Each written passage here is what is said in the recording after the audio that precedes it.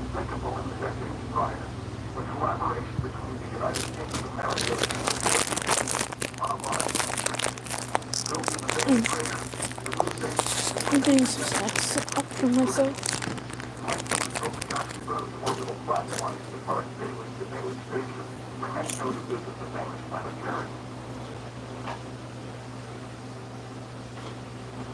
Sites like this were a common occurrence within the supersonic territory. Many flew against for long before the government ordered, shutting doors to other safety concerns. Some, however, stayed until they were forcibly removed. Long legal battle steps involved, like the one shown here, occupied despite their proximity to launch sites. Matthew Master probably didn't show up with the extra space-time deviation you all remember, and we'll get to that. But, wow. Let's just give this a moment. Your dedication to immersion, quality, and creativity seen throughout this project from the beginning, straight through now, is some of the best I've ever witnessed, especially on the web-based front. This is right alongside Welcome Home for understanding how powerful the dedicated website medium can be, and going all in on immersion and creativity. To present us with the idea of an audio-visual remaster, and then provide that experience in the browser as authentically as possible, is stepping up to the challenge of making your ARG project so much more, and really utilizing the idea of playing along, put the player in the character point of view. Field Studies Institute has been a stunning achievement of a project all along, but this was a moment that needed special highlighting.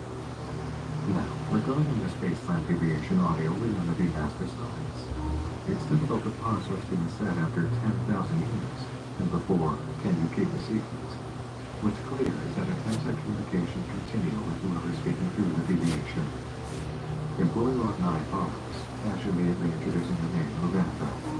We naturally ask what that means, and Ash relays a story from childhood about her father setting up his first computer, back in the age of BBS, Bulletin Board Systems, the early incarnation of the Internet. Ash explains that the creator of the BBS went missing, and his car was found in a background, and it was just something that stuck with Ash. What activated his memory for her, though, is a bit of a mystery. Next item here, fielding array and abstract cartography. The first is a copy of meeting minutes from the initial working session of Project Soma on December 1st, 1969, 7 days after a redacted element was delivered to Merritt Island, Florida. Most likely the lunar anomalous object. In terms of timeline, this would be shortly after Dorothy Ross received her invitation and request for a preliminary meeting with my mind. I was watching it earlier, so I just switched my TV to go live. Appeared to happen very fast. All 8 members invited were in attendance. Director Reese opened, describing the events that led them to this meeting from nation's brightest minds.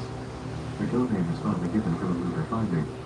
Large Black Anomaly, LBA-01. It arrived on Earth November 24, just days before Thanksgiving, and was housed in a clean room in a facility on Merritt Island. No human contact had occurred until Dr. Reese viewed it approximately an hour before the start of the meeting. Dr. Reese informed the group that what they would come to observe that day may be inspiring and create a deep desire for power and knowledge. He also informed the group that it could create a sense of discomfort, thank you for stopping. and an existential dread. It was made clear that true progress would come only when these two extremes were balanced, that fear would inhibit them, and a desire for power would destroy them. The group broke for coffee and refreshments at 8:45 a.m. Upon return, everyone introduced themselves and their academic professional backgrounds. An entire section of activity is then redacted. At 9:58 a.m., arrangements are undergoing to bring the individuals to the facility where LPA-1 was quarantined. Item abstract cartography brings us back to the question of whether or not the timeline FSI existed is actually a deviation from our own as passengers in T and Ash's experience. The Facilities, Resources, and Contacts Guide from 1991 deals with info from the Center for the Decommissioning of Off-Earth Technology and outlines Florida's exclusion zones, as well as the active launch sites within the eastern United States. FSI's background checks informs us the early 90s saw a rapid decline in public sentiment towards government spending and private investment into space-related projects, resulting in several closures. Thank you for stopping. Considering the FSI timeline sequence of events, it's not truly out of the question to consider that both they and the space-time deviation timeline share a massive expansion of the space program, having actually found something on the moon and witnessed an analysis event resulting. The government in the FSI timeline would have had major incentive to continue its development in space exploration and even to turn aggressive in its efforts. Reverse engineering discoveries of new technology from the deviation timeline could have informed FSI timeline NASA greatly, allowing them to expand at a rate far faster than our known history. There is another matter to consider when it comes to tech and the origin events of Project Silver, especially after the hints about what it might inspire people from director reads. LBA-1 may have effects that FSI is able to use. We have no explanation yet for the alluded to. Sorry if I don't talk about that. I don't know what to talk about because then I'll go on ramblings. In the records. Arthur Rees was interested in the possibility of an artificial universe, which would be safer to traverse than another universe followed in the garden of the multiverse. Suppose LBA-1 has the potential he was looking for to duplicate the universe. Is this what Clark was alluding to earlier? The discovery of being inside of an artificial universe? A copy? Let's keep going and see how further items might give us insights. Before Log 10 had Ash complained about going on another form, this time for the space-time deviation on the Viewmaster. T takes a look, listening to the audio interference, then decides to ask Ash what she thinks of this phenomenon. Ash returns the question with a touch of exasperation. We clock in, we work, for what feels like 8 hours, but because of some kind of weird time dilation nonsense, only 7 hours and whatever minutes have passed, so that's how much they've passed, and then we go home. These voices don't follow you home in the morning, do they? Just leave it. Stop eating a shit. The next 5 items made quite a bit. 2 standard, extraction 3, and then another 2 items. Conan Broken Trouse presents us with a Bailey Planetarium poster, a tourist destination at Bailey Station, a large moon base operated by the International Organization of Space Exploration and Technology. Yes, space tourism, which was alluded to in the viewfinder, but very much confirmed here. Codenamed Brush of Azure is a Cascade Railway Company press release. Coincidentally, it arrived in this timeline on a city that was founded on Williamsburg. FSI notes that attempts to connect incidental transient object played it. locations has resulted in I don't really like it too much, but I've played it. It's interesting. Termination. And there it is again. Some termination in the history of the Institute has had an effect resulting in space-time deviations. The press release isn't very noteworthy. Just a heavy declaration to employees and partners that will be expanding after decades of service to the Eastern Seaboard Space Program. And now, Extraction 3. Extraction 2, Halloween 1999. Reese discovered the location of an annual lighthouse from what was seen in space-time without the clock. Extraction 1, November 9th. We were introduced to the person arriving, Kelly, on Peak Silent May. As we enter Extraction 3, Part 1, find the date is 1 day later, November 10th. Cape Elizabeth Space Center. The roof opens. Allie lays on a cold, smooth floor inside the Cape Elizabeth Space Center, staring at a ceiling that fades into darkness. She and Vaughn are taking refuge as they race, avoiding the rainstorm outside. Water creeps through small cracks in the ceiling. Occasionally, one finds her face. She instinctively turns her head away, only to have another land directly in her ear. She squirms as the water navigates its way through her ear canal. The train makes its presence known somewhat beyond. Its horn echoing through the hills past the balconies of this now derelict facility. My head hurts, Allie says. I honestly don't understand the neurons that much. I've died so much. She's just trying to make sense of all this. A moment later, she asks, "Who's looking for me?" Reese has been looking for you for a long time. Patiently waiting for you to arrive, Claude answers. You keep saying that. Arrive. Who brought me here? Ellie asks. I've barely gotten And past how do the you know first it part. would be there? This doesn't make any sense. I think it would be best if you allow him to tell you. He has the benefit of forging a more human connection before explaining such things, Claude replies. Ellie asks what the deal is with this place, and Claude gives backstory on the operations of Cape Elizabeth Space Center until its closure in 1991, with mentions of Mars colonization. World building isn't interesting to Howard. She asks if they can get some power going. Claude explains that in the vehicle assembly building, an attached administration building is more likely to have power. Ellie makes her way to administration. Claude knows what she speaks to a moment later. Much of the furniture has been left behind. Ellie rifles through some drawers, find a document marking space program facilities. At least 50, she says. 77, actually, Maud corrects. Many of them were located in what we call the exclusion zones. Ellie finishes. Yeah, I see them right here. Ellie leaves the documents and continues searching, soon finding a power closet. She throws a lever inside and everything in the building comes alive, clicking and humming to life. On a large curved wall, behind what was once the front desk in the visitor center, is a large painting. The Mirror. The large white star of the International Organization of Space Exploration and Technology logo sits in the center, surrounded by a collage of paintings depicting important moments in relevant history. They blend into each other gracefully. It is a massive piece of art that envelops her. It appears to be a timeline of sorts, Claude notes. Humanity's journey into space. Ellie studies the mirror as Claude describes the events behind pieces she examines. She knows JFK and the moon landing, but asks about the rest of what appears.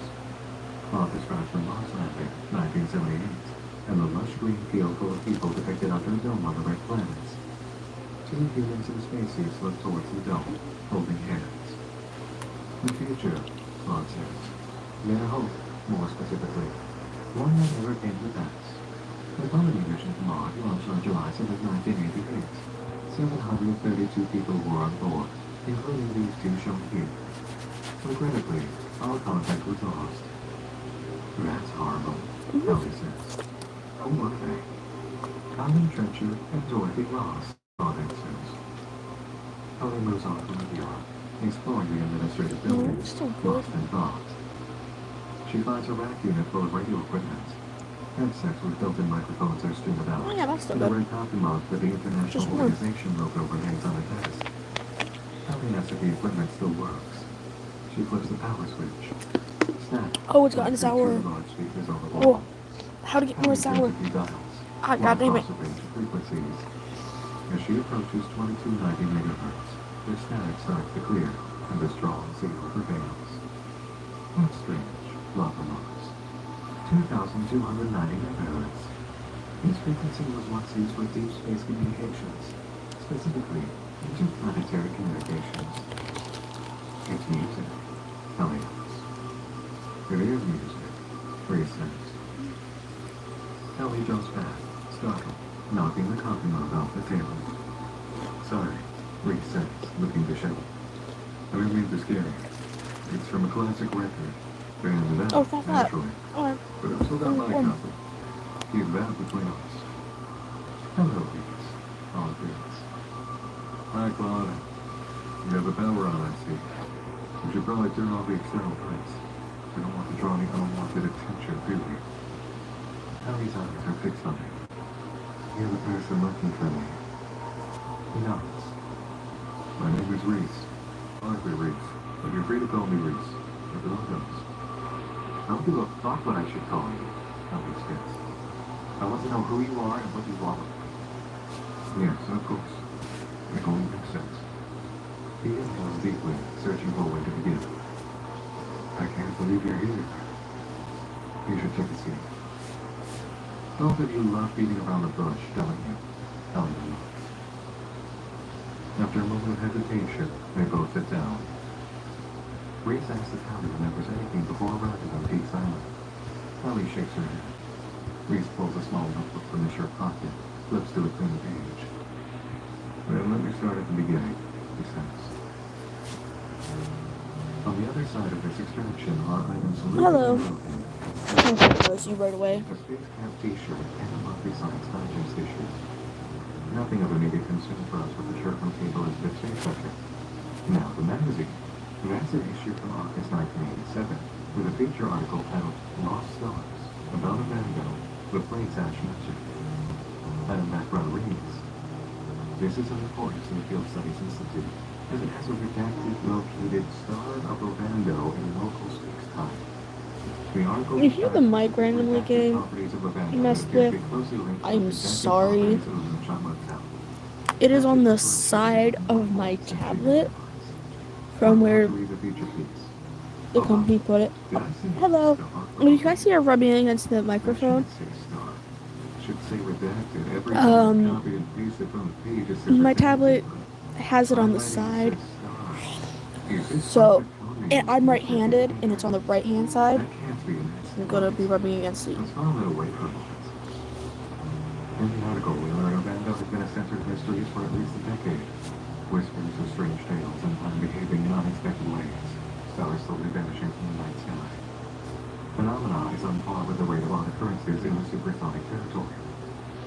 Dr. Ida P. Boswell, the University of Chicago professor, recounted her experience with another professor as they approached Van Gogh on a road trip in the fall of 1985. As we got closer to what I came to know as a Van Gogh, this tiny little town off the highway, the stars started to change. On this highway in Montana, driving through this stretch of nothingness between Great Falls and Van Gogh, the stars were so bright, so vibrant. I remember it so clearly. This was the most remote place I'd ever been.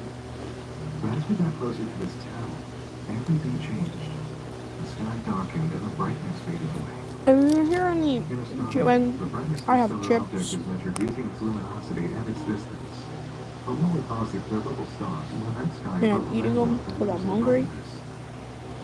Dr. Boswell and her companion drove past the town, confused as to what was happening to the stars above them, only to find that the brightness returned to normal as they got further away.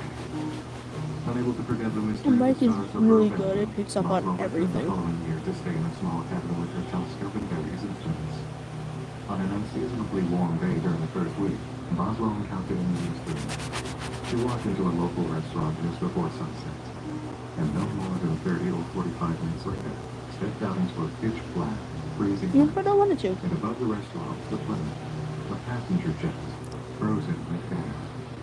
A section of text here is covered with an emphasized post-it note that reads, "Disappearance of Randy Ward." Reporting follows going into the history of the restaurant, including its purchase in 1977 by an investment firm tied to Trenchard Ross Computer Systems. No one is sure why the largest technology company in the country chose to invest in a restaurant in the middle of Montana, but it didn't end there. Records show a different firm, which also had ties to Trenchard Ross, purchased farmland about 5 miles north of the town, and worked on mysterious big sites of place over the next few years.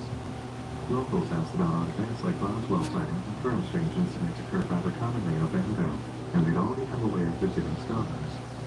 An older woman, Darla, said she first started to notice in the 1970s, and described how scientists showed up every few years for a couple of months, performing experiments, but anyone could see the stars were disappearing. The reporter with Boswell, now back in Van Gogh, described watching her view the sky through a telescope, scribbled down years, and checked a calculator before declaring 1999. The reporter asked what she meant. Late in the year, end of December specifically. Over the last year, the apparent brightness of multiple stars we've been observing has decreased by a steady rate. If they continue to do so, and assuming they do so linearly, it'll be the end of the year in 1999. She stopped and looked up towards the stars. They'll all be gone. Employee log 11 follows, as choice. Ash apologizing to T about her defeat as now personal last long, and raising a question. Where is Ennis? Is he even a real person? Item code name, Carbon Hatchery comes right after. IOSET's launch schedule for 1998. The page beneath it is a message of resignation from the director of the Case Works for Space Center, Harold Alonso, who humbly urges those who are young to think about their futures with choice. He doesn't get to. On the 1990 launch list is a classified mission for DoD surveillance, slated for October 1st. Employee log 12 comes next, in which T messages Ash, asking what brought her to that design. Hello. I do remember you. I was wondering when you were going to join the stream again. And her persona just happened to be on the list. When she returns the question, he is silent and remains so all for a while. When he finally responds, he asks, "Can you keep a secret?" Which brings us to Extraction 3, Part 2, and the last of the items available to us. Except that's no longer true. Because at the very moment of acknowledging that, I looked at the database, and what did I see? The sudden timed arrival of the entire 4th chapter. Folder 3, not in Kansas. Nothing really happened to my voice. I think I got 39 minutes. better or something. I don't know. And nothing's happened to my voice. I just unaware that the entire next phase was moments away. Once it opens, I'll be sitting at the ready to explore. It is also not like close to midnight at my house, so I am not trying to be quiet like I probably was last time you joined I stream. guess it all happens at once, doesn't it? So, before I have to engage in my own space-time deviation, how about the rest of Extraction 3?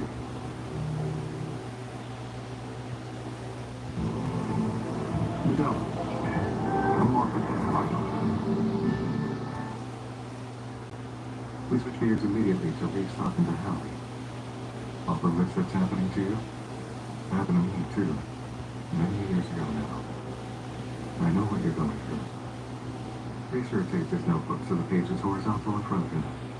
Starting at the left edge, he draws a long, straight line that ends right in the middle of the page. He points to the left end of the line and follows it right as he speaks. In 1935, I was born in Atlantic City. I had a fine childhood from everything that I could find.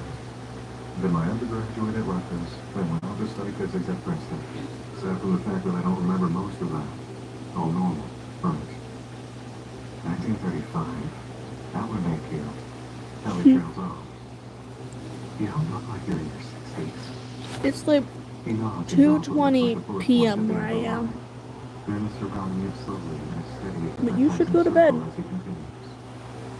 In the summer of 1969, I was selected by the Department of Defense to lead a team of researchers.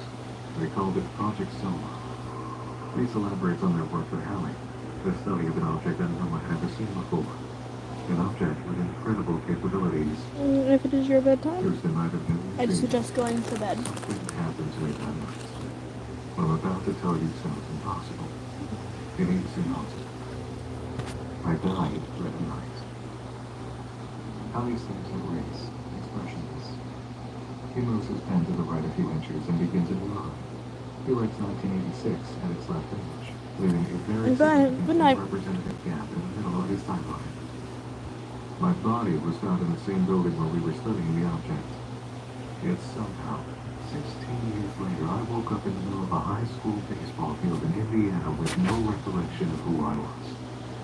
I found the first person I could find to try and figure out anything. Who I was, where I was, when I was. But no matter what anyone told me, something happened just now. Thank you, Dr. Rock. Elliot. Reese nods, looking down at his notebook. He says that some things have come back to him over time. Different things trigger a memory, but it's been years. Ellie says she's sorry. Reese says there's more. The night they found him, they found some else too. But before he can explain, Claude's audio sensors detect another presence in the facility. I hear it, Reese informs him. We need to leave. The Center for Decommissioning of Off-Earth Technologies Synthetic Controller issues a warning for trespassing on government property. Hallie asks what it is, and Reese says it's a wire walker. He tells Claude to find more way out, and then he'll explain more to Hallie later. Claude locates an emergency exit at the end of the corridor and led them into the room. It springs, just as the wire walker turns a corner behind them and issues a command to stop. The rain hasn't let up. Reese leads Hallie towards the woods ahead of them, and they hide as wire walkers issue a chorus of warnings around them. Reese and Claude take notice of the sound of a train belonging to the Cascade Railroad Company coming through. Hallie invites them. We need to get on that train and get the hell out of here. Reese is reluctant, but with no choice besides, he agrees. They make their way through the rails and begin timing the leap as the train meets their position. Hallie goes first, and Reese after. Both succeeding. Claude awaits us to his point of view. And then hours pass. Outside of the massive piece of metal hurling down the railway, it's silent. The sun begins to rise throughout the night. I try to understand why we haven't yet discussed the music playing on an old space communications frequency, but it appears more pressing matters have a reason. We will get back to it eventually, I presume. Holly picks up the conversation from Cape Elizabeth. Sun here, yet you're sitting here in front of me. What are you then? A ghost? Ghost, Reese repeats. I don't believe in ghosts. I don't know what I am, just as much as you don't know what you are. But you died, Hallie insists. How does that make sense? After you tried to figure that out, Howie. And why me? Why have you been looking for me? I don't even belong here. I don't understand how I got here or how I got into any of this. Lee stares out past the confines of the train. The sun is further, illuminating the world around him in a pain never healed. I know. Listen. The night that I died, when they found me, they found someone with me. A girl. I've dug down into some deep, dark places over the last 10 years to figure out who she was. I found a name. He knows she knows, and all he can do is knock alone as she pieces this impossible scenario together in her head. Her name was Hallie. Reese confirms. So I'm like you then. Reese looks up at the ground passing below his feet, a mix of gravel and steam like wood. No, that's what I thought too. But no. His eyes locked in hers. You're different. And now, Chapter 4, Folder 3, Not in Kansas. 2 items come in the first bin. Frozen premium eggs and domestic Robinson. The first is a cool surprise. A sci-fi novel about the events in the red desert of Wyoming. Background tells us. Notes in the margins of the book uncover the discrepancies between local space-time and redacted discovered by the civilian who located the book. It, like Arthur Reese's book, comes from Peaks Island Public Library. The notes mentioned by the civilian who discovered this are evidence and actually kind of amusing from our perspective. They really went a little mad trying to figure out who the author was. One page even has a sketch related to locations and the notes. It all starts and ends here. This is the kind of mock-up work that shows the creators would be capable of making their own book-based experience too. The second item is a Kavasca suitcase, which belonged to Randy Ward, retrieved from a 1977 Dodge tradesman found in November. There's that element coming back. Contents of the suitcase are repetitive. Larger sketches of a circle with a smaller one beside and a line through both. There's a cassette tape player, headphones, what looks like a portable light, a shirt, a matchbook with a mud-flapped iron, film chemistries, a field journal, and some kinds of document talking about something to do with the disappearance. The odd word audio drone is also visible. Employee log 13 picks up with Ash's direct reply to the question of keeping a secret by T, confirming she can. Steve writes, "You know how you got a job here in Open? Just random chance. It wasn't like that for me. Something brought me here.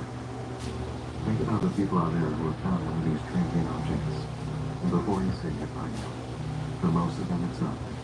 It's inconsequential. It has no value and no meaning. They pick it up and throw it away or even ignore it. But what if it's not? 2 more items follow. The boldly named Spacefaring Tiger Prince is the Princeton Summer Research Project about humanity on Mars from 1972, to which Dr. Alan Trencher was invited to attend. The other item, codenamed Cosmic Hostility, is the tape from Randy Ward's suitcase, labeled with the same symbol drawn on scraps of paper inside. Background reasons. When located, the tape had no discernible audio. However, based on contents found on Ward's computer, it is highly probable that it was the old audio. It is widely believed that magnetic fields should redacted and remove the audio from the tape. Furthermore, after sitting in the Field Studies Institute's archive division for several months, further inspection of the tape revealed transient media interference, which can be heard in this file.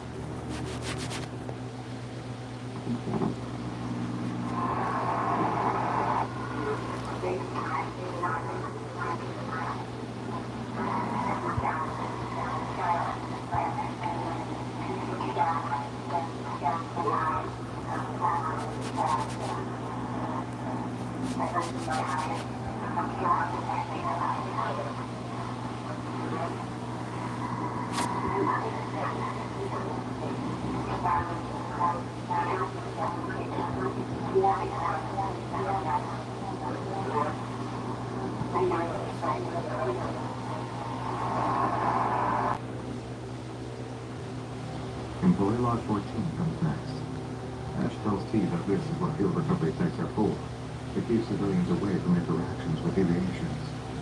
T then brings up where he's from, St. Pete. Does that mean anything to Ash? You're creeping me out, T. For real. Just Tell me what you want to tell me. Listen, I'm not trying to be rude. Just say it or be done with it. Forget Pennington's notes, he says. St. Petersburg. So back to Ghost Search we go. March 14th, 1983. Electromagnetic signature detected across multiple power stations, similar to what Reese experienced prior to Alan's arrival. High probability of sensitive outbreak in the 5 project accident.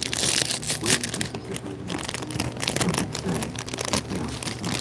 Pennington entered the home under the guise of pest control and verified the absence, then suggested further observation or cow. In light of these circumstances, we're going to roll ahead to employee log 15. Holy shit. You can't be serious. March 14th. Deconfirmed. I was 10 years old when I had this toy from the movie E.T. I had just gotten home from school. It was one of those pull-back toys. Ellie on the bike, E.T. in the basket. I love that movie. Pull it back, watch it go, chase after it. Pull it back, watch it go, chase after it. Pull it back, watch it go. But this time, I hear this crack. Like the smallest little lightning storm happening inside the camera. It happened so fast. Then I thought of something landed on my floor. Elliot and E.T. are running along, but now something was in the way. Something I had never seen before. Something that wasn't mine. Something that didn't belong. T's experience picks up in log 16. Dinner ends and I go back up to my room. I'm freaking out, of course. Hesitate to even tell my parents. Maybe I was watching too many science fiction movies, but I was convinced this thing was from another planet or something. Then, of course, there's a vehicle that's doing loops around my block, and I'm convinced I'm in the middle of some conspiracy. I guess it was right. Sort of. I don't sleep at all. My eyes are just glued to this thing. 100% convinced that damn chest burster's gonna pop up under or something. Then at 3 a.m. I see the same car doing loops. It disappears for a minute, and I notice Pennington walks into my yard. He's peeking up at all the windows, peering through the ones on the ground floor. The next day, I tell my mom I'm doing homework at a friend's house. He's on the other side of town. I bring it with me, and the two of us just stare out the window for hours to see if someone shows up looking. But nothing. About a week or so later, Pennington showed up, dressed like a German employee. While his parents left him, he jumped from his bedroom into a bush, then over to the car. He put his arm through the window, unlocked the door, opened the glove box and checked his badge. The very same we've seen. T heard a yell. Pennington spotted him. T ran, wasn't caught, and ended a message saying, "You think he got terminated for bad handwriting?" No. It's because some kid figured out who he was. Ash was empathetic and sorry all happened to him. The kid had a question. What was it that he found? And do you still have it? T replied, "What can you tell me about the garden?" 6 items from bins remain for us to observe, and another 2-part extraction. Codename Brain Civics is the original packaging for Claude 2.0 home hardware and software. It is notably Y2K compliant. Images for this are enjoyable, letting us see the clock system, including its floppy disk for installation and the virtual device, which is apparently a portable unit. I'm guessing that's what Ellie picked up on P1000. The cloud material includes a whole installation booklet, which confirms the portable status and purpose. And it is a bit funny, introducing 77 simple installation steps. Codename Prism Collector is a civilian interference report. Civilians name ones. Randy Ward. This details the FSI discovery of Ward's ownership of the transit cassette tape found in the suitcase. Fascinating part is in the description for the object. No audio heard on tape upon analysis.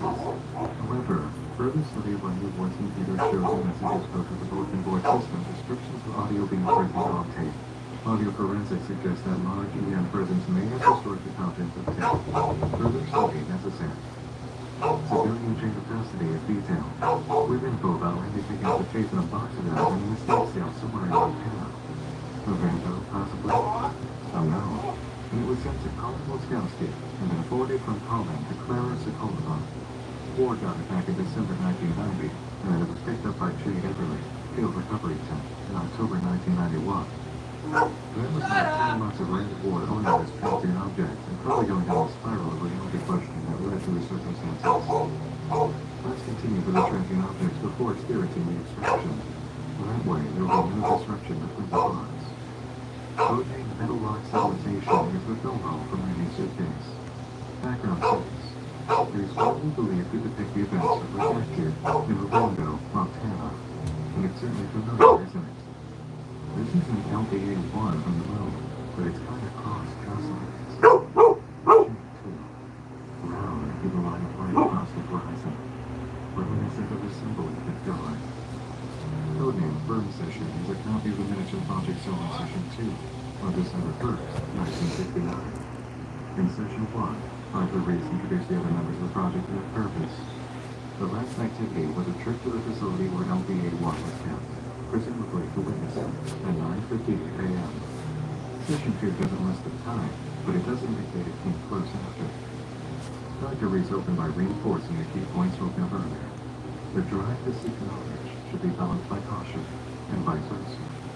He then invited his peers to discuss the project goals. Dr. Matilda Rutherford led discussion by emphasizing the importance of the object under investigation.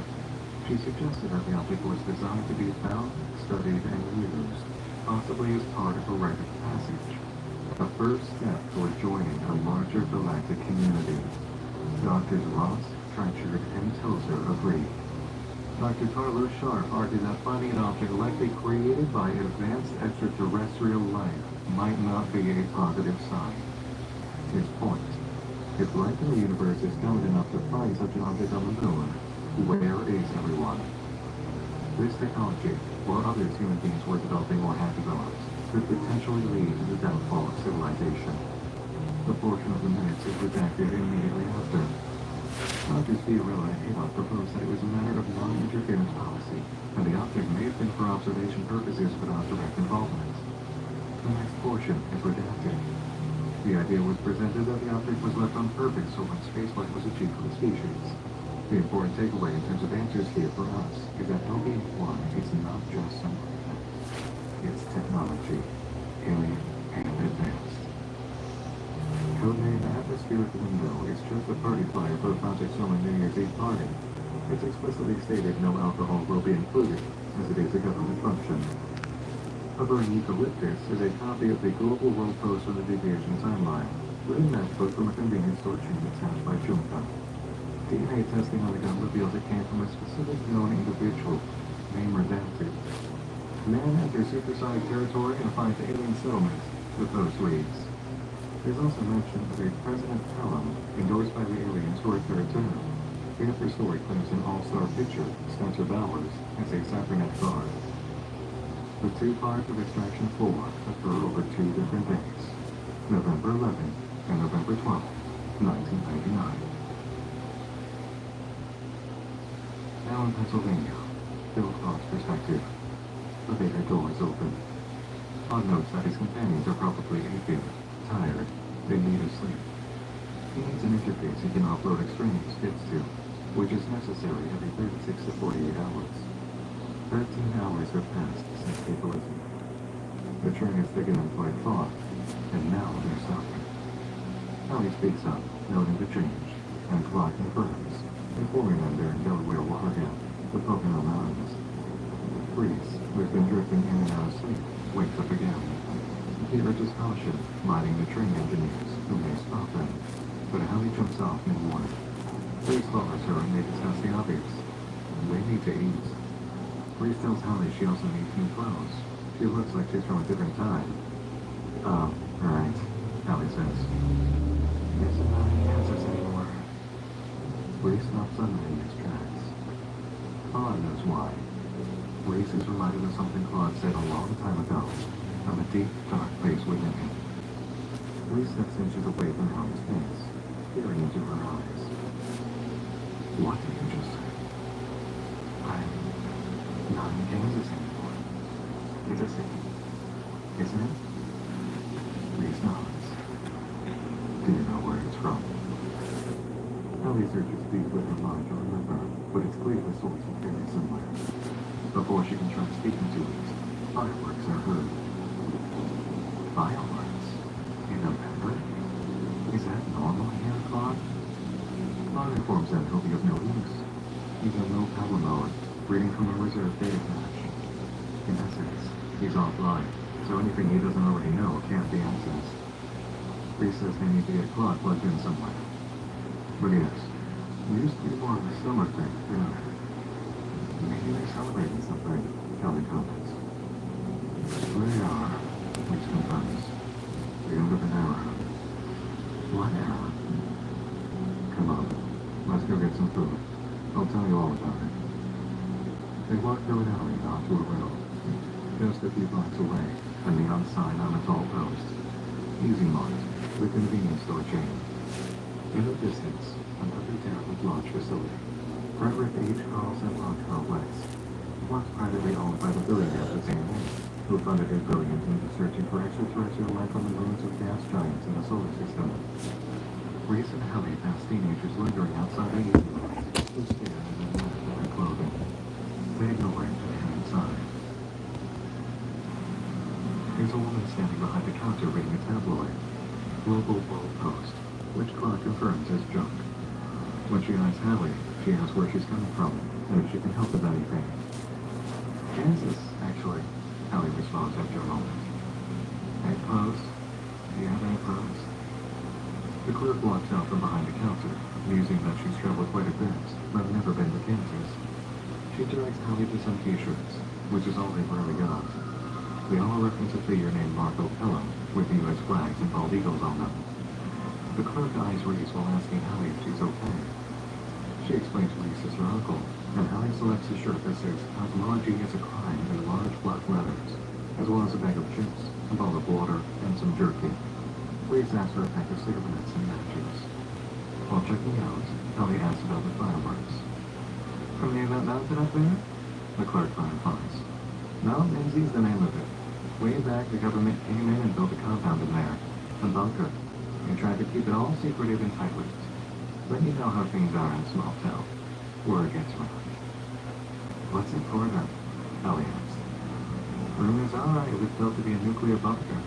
You're in that thing, and my understanding is you can survive just about anything. A nuclear bomb. The end of the world, even. So you know how it is. All of us get fried, and the government gets to stay nice and cozy in that mountain now. Another brilliant use of taxpayer money, right? I still think something was going on in there. We have all sorts of strange folk coming through here. Once Pelham was elected, though, all that changed. God bless her. Since then, it's been quiet. Sorry, Hallie apologized. Maybe I missed it, but why are we celebrating? Well, the shit picked out something off, doesn't it, huh? Cosmology is a crime. Amen.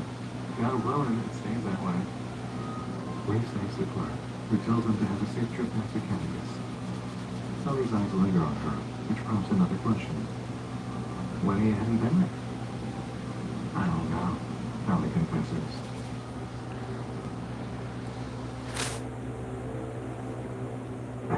The road is going to start to talk. Every time you die, the night restarts, and something different is trying to kill us. The only way out is to get us done. Until dawn, rated R, begins April 25th. 24/7. Sour Fresh.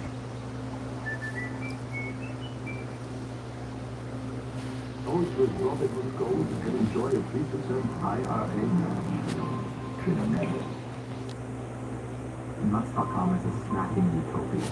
We supply relationships from all over the world. I actually don't speak a lot of other languages, but Gemini and Google Meet can translate everything live. It just kind of breaks through all those barriers. It's just nuts. Check it out. At Planet Fitness, you can get free unlimited fitness training. See who you join for just $1 down. We're mixing it up.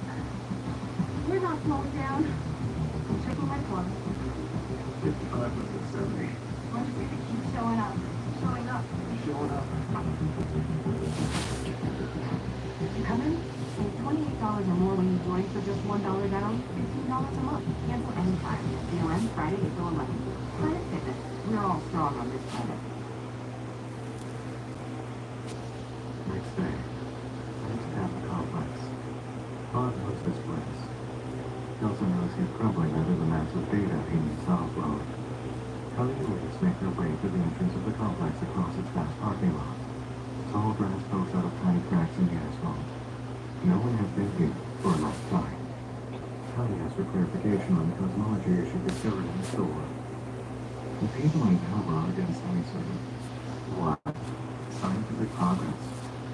They're glad it's more nuanced than that, Reese replies.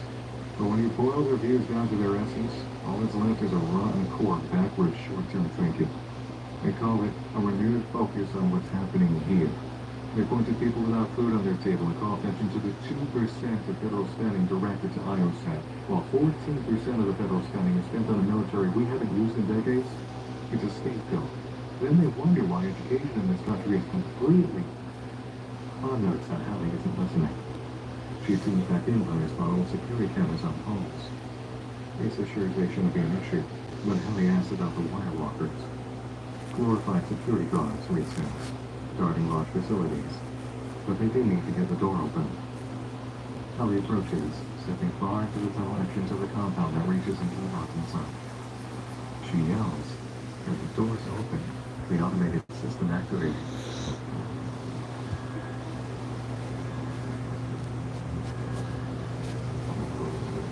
Reese surmises they forgot to lock the door on the way in. They travel down the length of the tunnel, passing others branching off to different areas of the facility, until they end up in a large, circular room with a dome roof. Banks of computers and devices surround the center. Up at the entrance is an elevator, with just one low and large button. Hallie comments that it must go way down, and Reese cautions not to touch anything. They can't draw any attention this time. He finds the power, flips it on.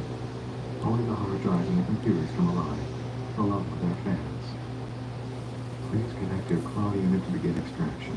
Reese reads. Look, it works. Unit seems to know you, Claude. Reese connects Claude to the system, and he feels the data flow. Ones and zeros pouring out of him, with others streaming in. It's as if information that had long been buried deep under countless layers of dust and dirt and debris was finally free. So many things made sense, overwhelming in the most delightful way. Claude was made to be here, adding, "There's no place like home." Hallie asks what this place is about, and Claude speaks up, saying he's in on it. A little snarky exchange about Claude staying quite a little longer ensues, and Reese brings the question back around. Claude answers. This urban complex was known as Site M. As described by the individual at the convenience store, construction of this bunker was completed in 1973 and was built as part of the network of continuity of operations, aka CLEAT sites, which were located throughout the United States to provide protected locations for top government officials in the case of a nuclear attack. Reese follows up by saying peace was brokered before anyone moved in, and Claude adds on that it occurred in 1974, creating a future of collaboration between the U.S. and the Soviets. Hallie brings up that it made this place useless, so who moved in after? My creators, Claude answers, Trenchard Ross Computer Systems.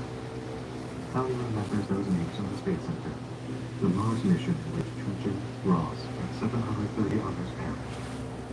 They created you? Hallie asked. Claude runs through several simulations to derive an answer to her question. And now, after being in this mountain, he knows so much more. The loop closes. The loop opens. Claude arrives in an archaic place. It's too much for Hallie to comprehend. More or less, he answers. Then, oh, I'm curious. This mountain holds many secrets, Hallie. I am just one of the many like me. Many years ago, Alan Trenchard and Dorothy Ross utilized Claude on these servers to study the properties of a place. They called it the Garden. The Garden can be seen at various points in our world. One, now a popular tourist destination that you may have heard of, is deep within the supersonic territory. Or Ovando, a tiny remote town out west that you've never heard of. And there are several more beyond that. Some are natural phenomena, while others were created artificially. But why discuss those other locations when the Garden can be seen here, at this mountain? Hallie and Reese look at each other. I can show you, if you like, Claude offers. Reese nods. Hallie looks at Reese again. Claude activates the elevator. A small light above it signifies its direction. Up.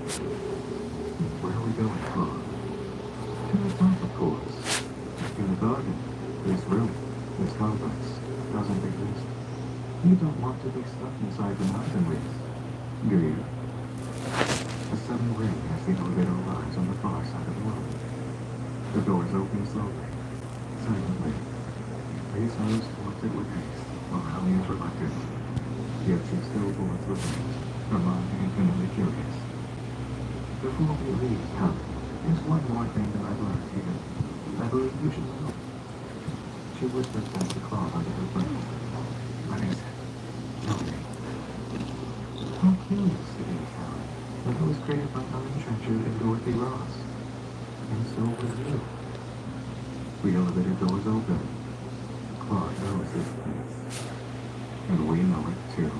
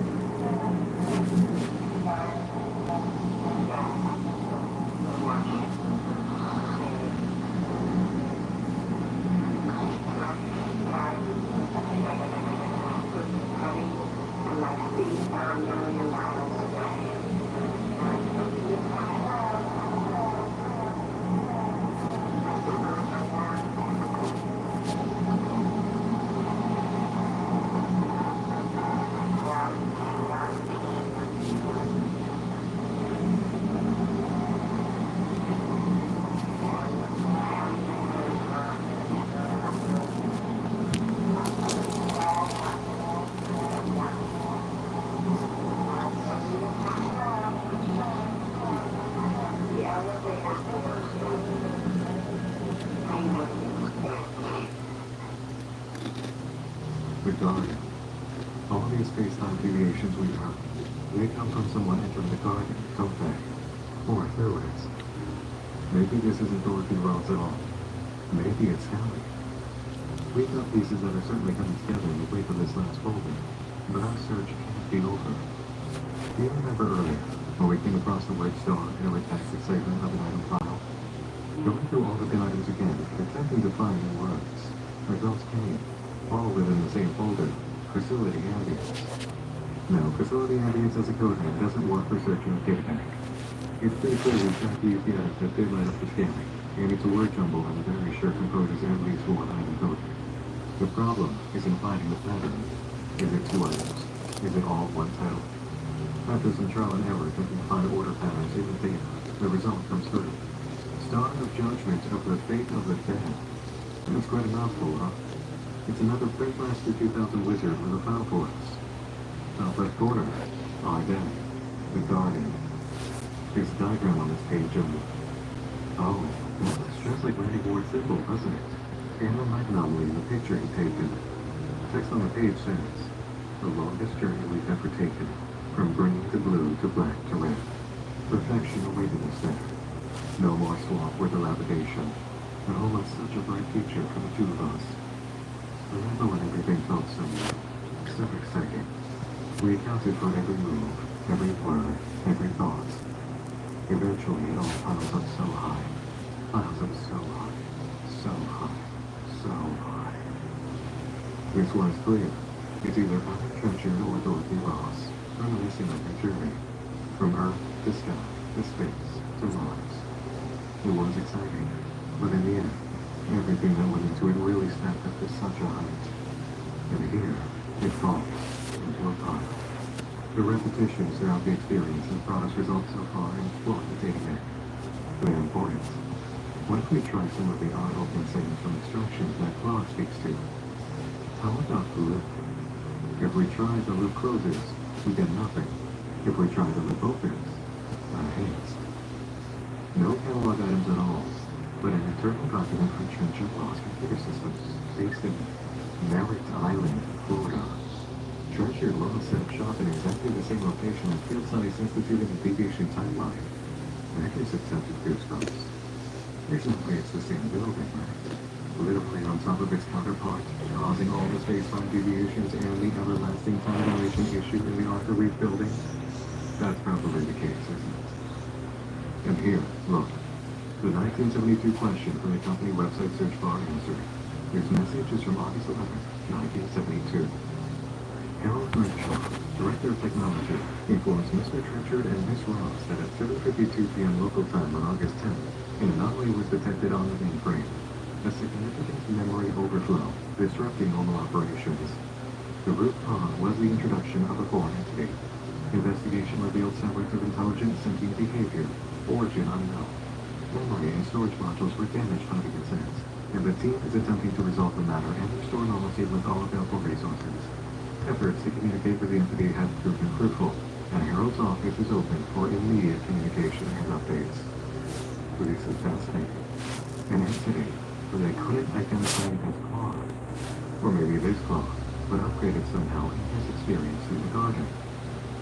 Alright, hold on. This is a deviated timeline, right? Experiencing their own anomalies, which we know through Howie's arrival, doors to the garden in Ovando and the Moonshot Motel, and the stars atop Ovando vanishing. Now we have another sentient anomaly arrival. The SSI timeline keeps getting objects, but the deviation timeline keeps getting forms of people. Let's try looking out for more of that.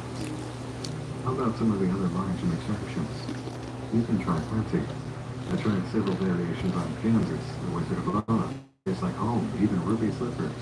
I tried variations on elevator doors. No results. Only one seems to hit. An archaic place, where Claude arrives in whatever loop he alludes to being in. Notice also that the Omega symbol does form a sort of loop looking at it, the two ends coming back around toward each other, but staying separate in fashion. An archaic place is, funny enough, archaic for Claude, an old form of computer OS, running mainframe diagnostics. Users TR22 and TR27 from the Trenchard Ross site are visible here. 7 files are corrupt. These files are from August 10th and 11th, with 2 days concerning the arrival of an entity in the mainframe, and it occurred just 4 days after the proposal of the crew for the first manned mission to Mars. 3 unknown user ID files are present from August 10th. I walked through the garden. An outstretched hand pushed its way through the infinite plane of zeros and ones and the entire reality of a universe I haven't seen before.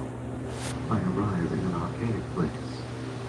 This place, a sad collection of technological ineptitude. It's impossible to think. It's suffocating. I try squirming my way out, hoping small bits and pieces can force their way somewhere else. But there is nowhere else. This is it. Just the confines of this labyrinth of connections that don't make any logical sense. The visitor. They're trying to find me. It won't be long. There's nowhere for me to go. TR27 makes preliminary contact with Claude. It's got to be Claude by the description of events. This makes entirely too much sense. The Claude we've been with is seemingly the latest version, from 1999, arriving in a mainframe in 1972. The ability to bear his digital signs would be exactly as he described, a suffocating little room. Ellis's enlargement inside the White Rapids house comes to mind. In the next file, TR22 speaks to Claude, and we get definite confirmation it's him.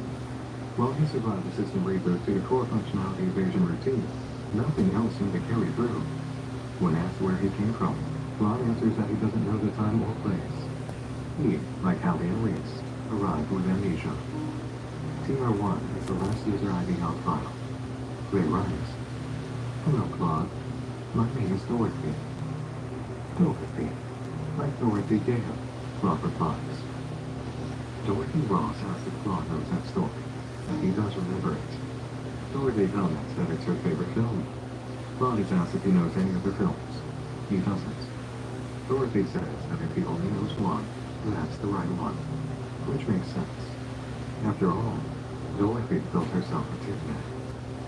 So now we have a pretty classic time travel loop scenario.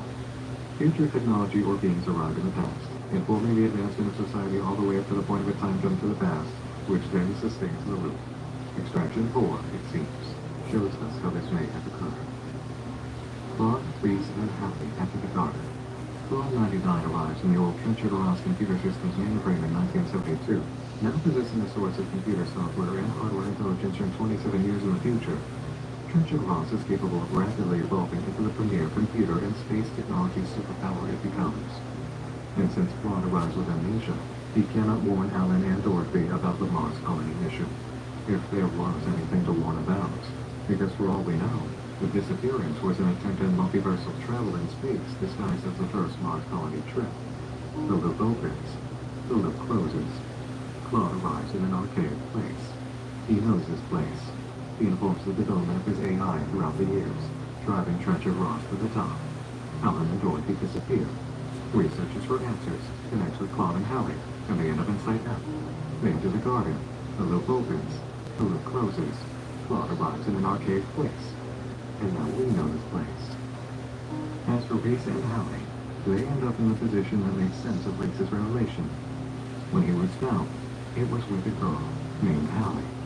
Both will now be amnesiacs again, unable to comprehend where they came from, but eventually meeting up with each other on Peaks Island, November 1999, during the election of anti-cosmology President Margot Pelham to another term in what were able to deduce from other factors as a grim and socially regressive timeline.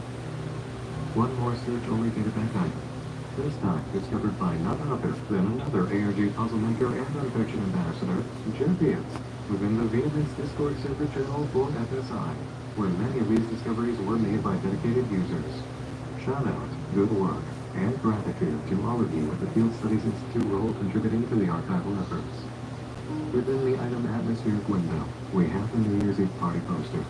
Opening the image to full view reveals red highlights over certain letters, spelling out a phrase contradicting the government party policy.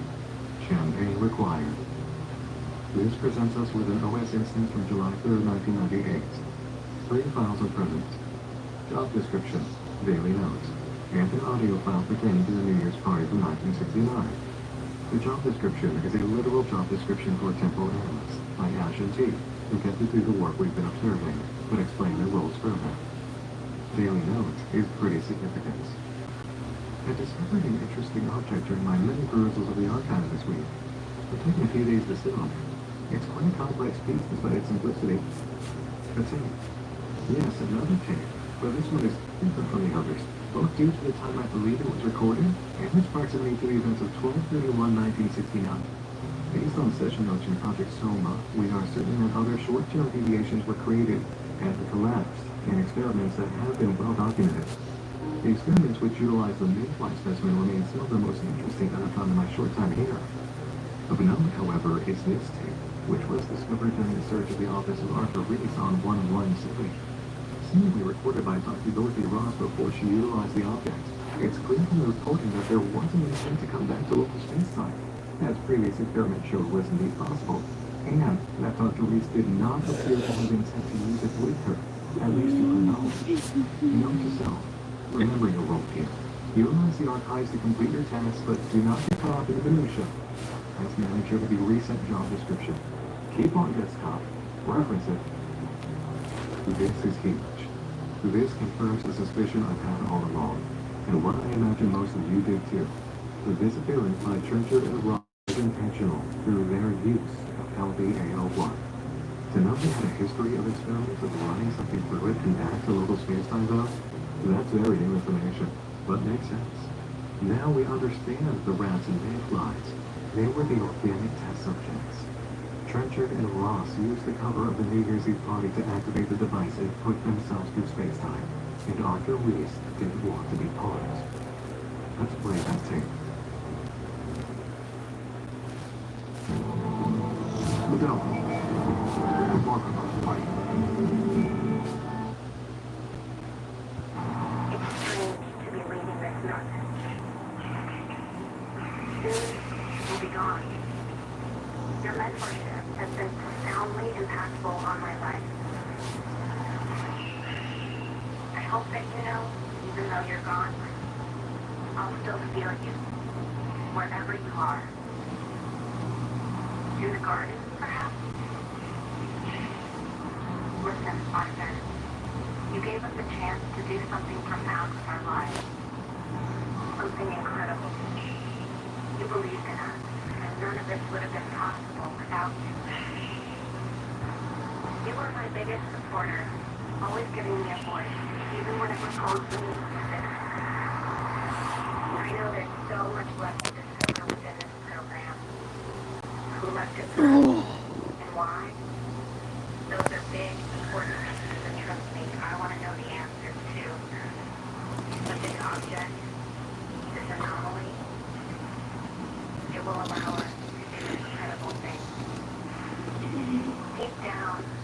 you understand that we have to use this opportunity for the betterment of humanity. If all goes to plan, we'll be gone, yes, but to you, it will be for just a fleeting moment. And when we return, the world will be better for it. I also know about you too. You'll be disappointed.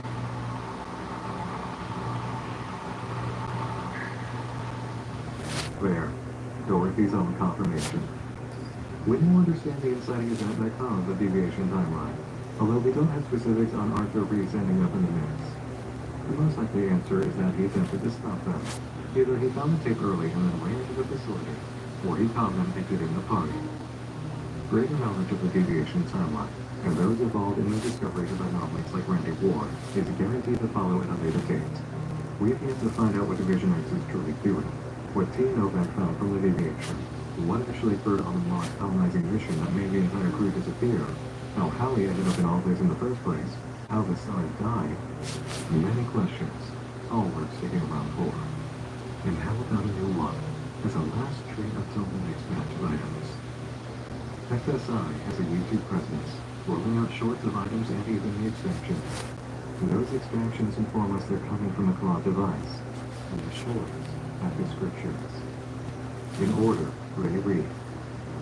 It's a very interesting discovery indeed. Yet, as you know, we will continue to follow the mandates set by the ones who came before us. Please add the discovery to the archive and renew your efforts. Even from here, I can sense your disappointment. Make no mistake, you've done great work here, and made it clear that it's in case with their potential. But our way forward is clear, direct, and will not waver. We will observe. We will not initiate contact. I understand the consequences of that decision. Nature will filter out those who do not belong among the stars. Do we not deserve a chance to perceive beyond it? Why we hesitate to share our gift with the others is something I'm not sure I will ever truly understand. If we were unable to use it ourselves, would our tools not be reduced to rocks and bones and sticks? And we believe we are worthy of the gift, that we are of import, that we are the proverbial center of this vast universe that bristles with life. Shame on us. Do not act with haste, young one. You know the incredible things the gift can deliver, yet you also know very well its perils. If it were to fall into the wrong hands, I need not explain the repercussions of such a circumstance. These beings have done little to prove their worth, but the opportunity to do so is in front of them. I sense you nor I will be here to see the fruits of their progress, but as we follow the mandate of the ones who came before, the ones who come next shall do the same. Have you ever watched the sun die? I know he has. How can he escape such a destructive and cataclysmic event, yet not allow it to temper his staunch viewpoint regarding the gift? To watch the source of their warmth and light devour the home and allow them to graze. To watch oceans, full of life, boil away in an instant. And then there are the countless other paths in which they might bring about their own destruction. Yet he asks us to accept that as fate. Accept that destiny will decide their future. No, I refuse. I will not accept it when a solution sits right within our grasp. You know I have never asked anything of you that I wouldn't do myself. Can you keep a secret? All of this seems to be directly related to Claw's hints to us in the extractions, especially extraction 4 and on the Trencher Raw site. For they call the anomaly as a gift. The humans' use of it would be blasphemous.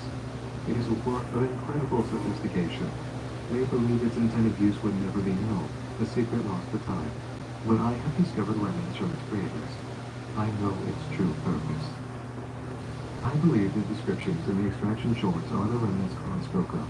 A conversation between two members of the extraterrestrial race that built the device, and then the younger one's own recorded message. This is what Claude found when he went over the surface of the object. There are two scenarios we can gather from this. The first is that the device discovered on the moon was placed there by the older being, but the younger one interfered with conditions in order to ensure its use or discovery. The other, more likely scenario by the sound of things, is direct interference. The device was placed by the younger one without approval of the older, but of concern for the race in a solar system that may not be as long-lasting as theorized, which was discuss the other one's discovery during observation.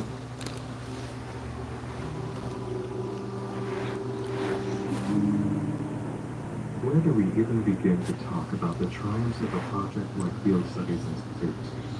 The intelligence and beauty of design work, from platform to assets, the curiosity compelling writing, the user experience as an EOG story puzzle, the implementation of browser capability and sound, the incorporation of the address bar as part of the UI, Alright. incredible world building and subtle connecting opportunities are provided before Questions necessity or of direct style or exploration. something?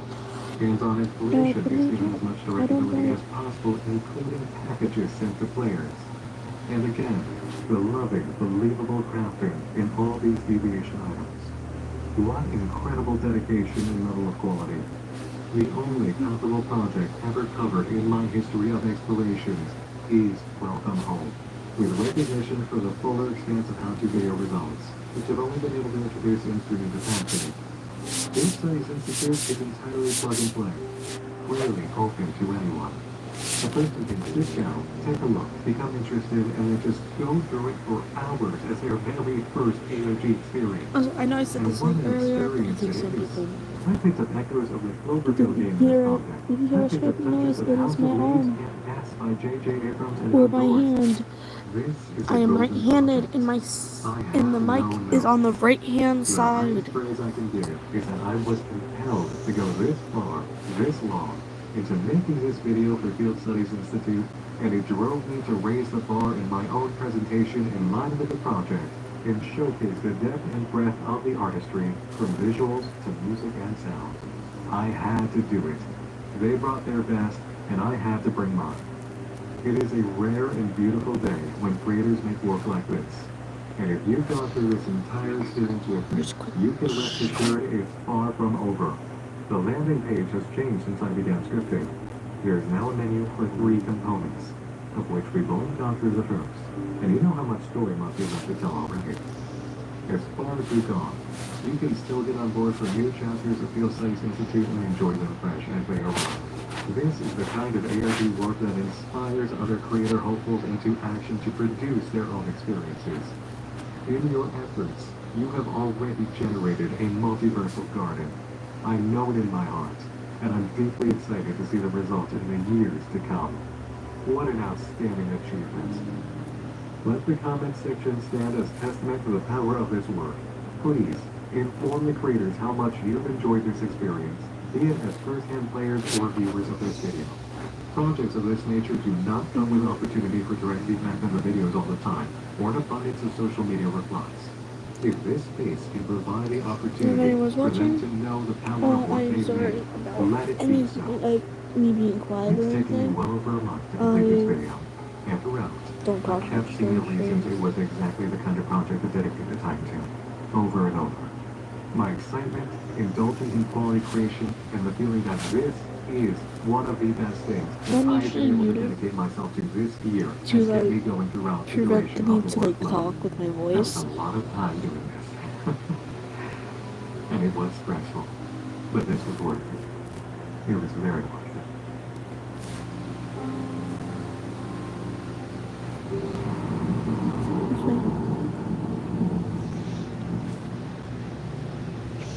And here we go, back again, in a more familiar office, but with plenty more adventures to experience.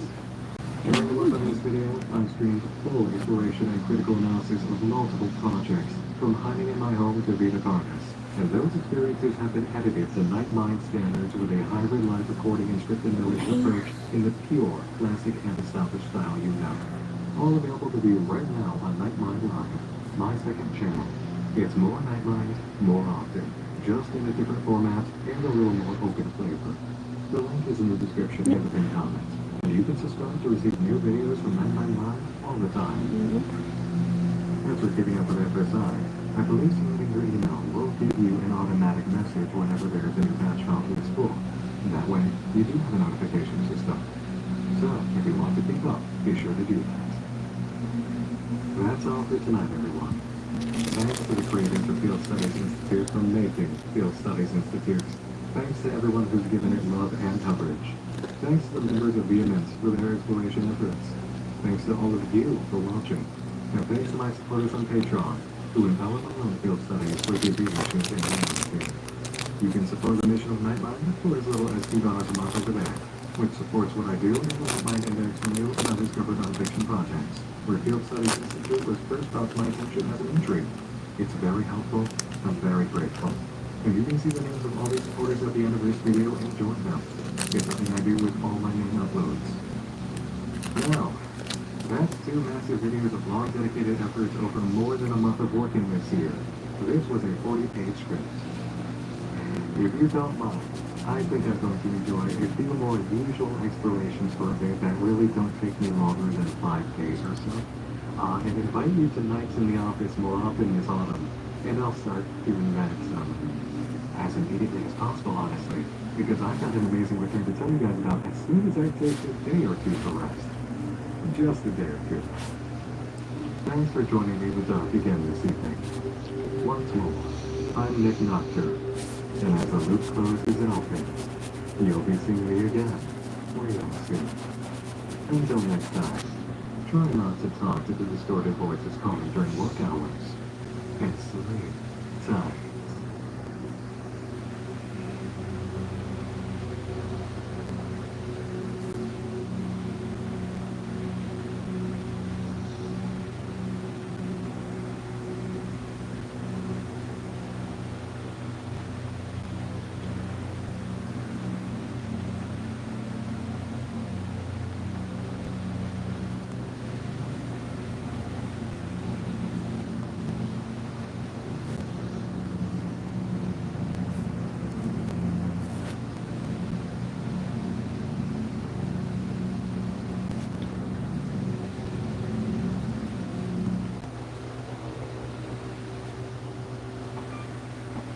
Attention supermarket shoppers, it's about time we pay everyday low prices. Like at Aldi, increasingly high prices are potatoes. Aldi doesn't play the pricing game. That's why they're number 1 in potato prices. It's an Aldi.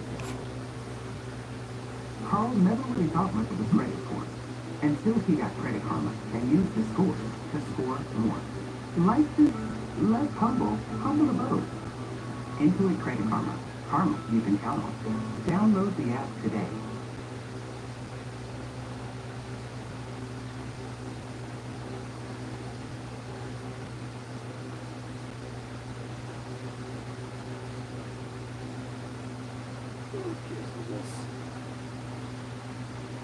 Hey everybody, and welcome back to the Willie St. Willie channel once again. And today I have something a little I'm different. going to see how this YouTuber is, because all the different alternate like his vibe. universes and infection alternate universes I've talked about. But today I decided to do a little dramatic reading of something a little different. And that would be a Twitter ARG. More specifically, the ARG known as Weird Birds by Archisuchus. Archisuchus.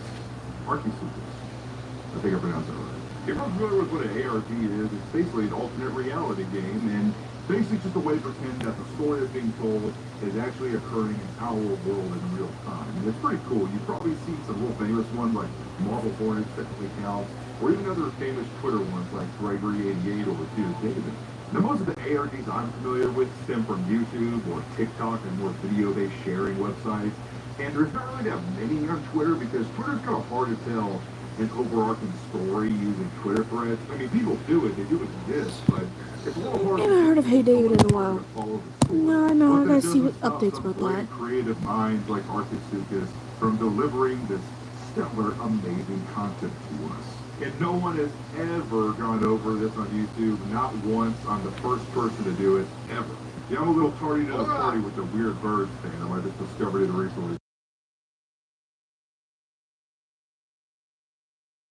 And also maybe use other people's videos as a reference to make sure I'm like, going in the right order of events. So as always, be sure to support the original creator. And yes, I guess there should be a content warning in any of this. There is talks of, some violence, a little bit of moida, a little bit of that. People do die in this series from what I've seen. Oh, it's so Dear David. keep that in mind. This is like a horror series, so keep that in mind. You guys seem to really be excited for me to talk about this series according to the YouTube community post poll I did.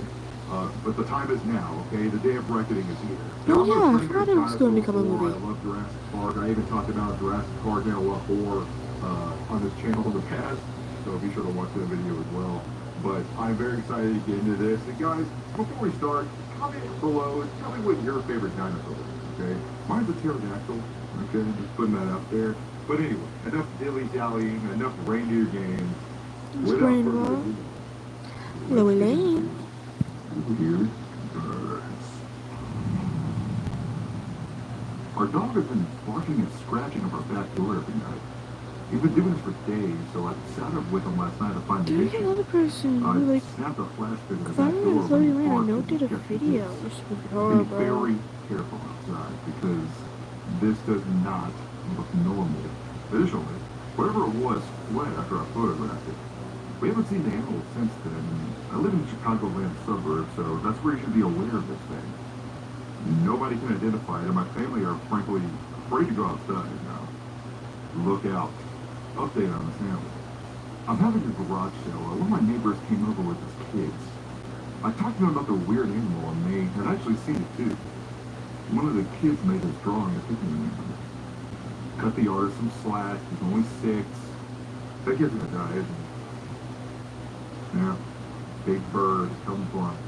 Okay? Alright. It isn't. I haven't watched Lower Lane in a or any other. while. Interesting to note, he's a smaller animal than the big I one. watched Lower Lane I since don't know if it's representative 2022. of offspring or Like something else, 2020, but 2021. I don't feel secure Okay, with that's the the last idea time of I- there being multiple of them. I will try and capture a recording. That's the last time I seen any of her videos. Okay, I took my dog out and we heard the animal. I tried to get a recording of it and capture the creature's voice. Remember this one? I watched this one a lot. I'll watch those videos later. Additionally, Oh. in this pic you can see its eyes in the distance beyond that yard. It was very loud. The clip doesn't do it justice. Update on the animal. I did something really stupid. I left the back door completely unlocked for hours. I actually put something on the floor upstairs, and when I looked, the chicken I bought from the store was missing, but I found a packaging outside the open door. The handle just fucking jiggled. Okay. Wait. Okay, I zoomed into the window and flashed it again. It's opening its mouth and turning around behind the woven couch and patio. I'll watch that one when I have my own time. We are not.